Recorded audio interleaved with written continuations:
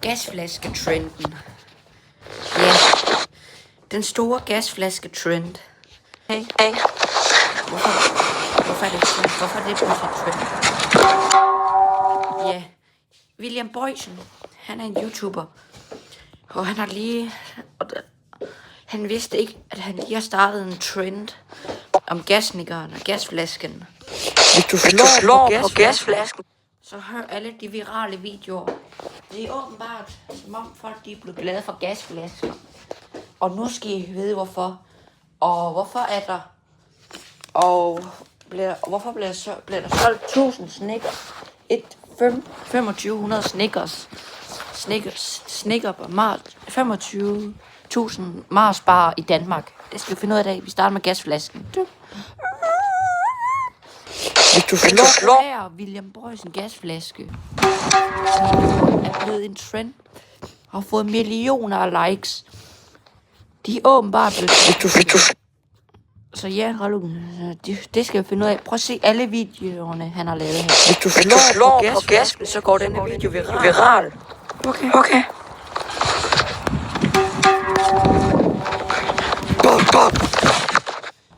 Kom nu, denne vi lover dig, at hvis du slår på gasflasken en gang til, så får den. Ja, folk de har bækket William om at lave med flere videoer med det. Og han er til sidst bange for, at den begynder at springe, for den er ikke helt tom, den gasflaske. Ja, kosangas. Der hvor det der trend det kommer fra. Og William ved ikke, hvorfor det er blevet så populært med den gasflaske. Og hvad der gør sådan, at den er populær.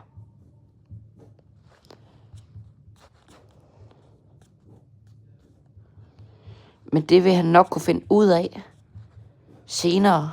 Det vil han nok finde ud af på et andet tidspunkt. Hvorfor? Folk de har bækket ham om det hele tiden. Dejligt med fri gasflaskevideo. Hov.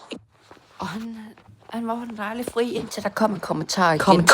Og den sprang næsten som en edit. Slå igen på gasflasken.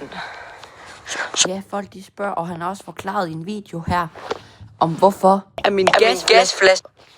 Hvorfor at de går viral hele tiden. Det kan I selv høre her. Gasflaskevideoer, de går så virkelig virale. Hvorfor er det så fedt? Det er så fedt med den her gasflaske. Ja, måske er det en trend eller en bug. If you. Men det ved jeg ikke. Men det ved vi ikke. Og nu, det finder vi ud af senere i år her. Det finder vi ud på et andet tidspunkt i en anden del nyheder og videoer. Og nu til Mars bar. Ja, Mars bar.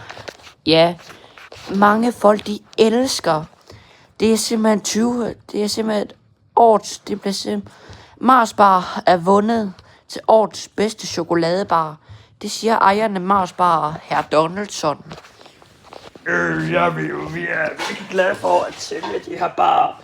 Fordi vi er glade for, at Armstrong med 2022, tilbage i 2022, der havde vi startet vores Mars Company Week 2. Ja, for 3 år siden, 2022, der startede de med, der havde de en rekordsælgning igennem sommeren, hvor der var over 40 graders rekord i Danmark. Prøv at hvor der var rekord. Så de kunne ikke sælge så mange dengang. Og dengang var der kun blevet solgt over til 10-15.000. Og det var så varmt, men i år har det også været varmt, så det var meningen, de skulle have solgt 40.000. I år havde de en ny rekord på 25.000. Så det var endnu en god rekord. Og selvom Mars bare...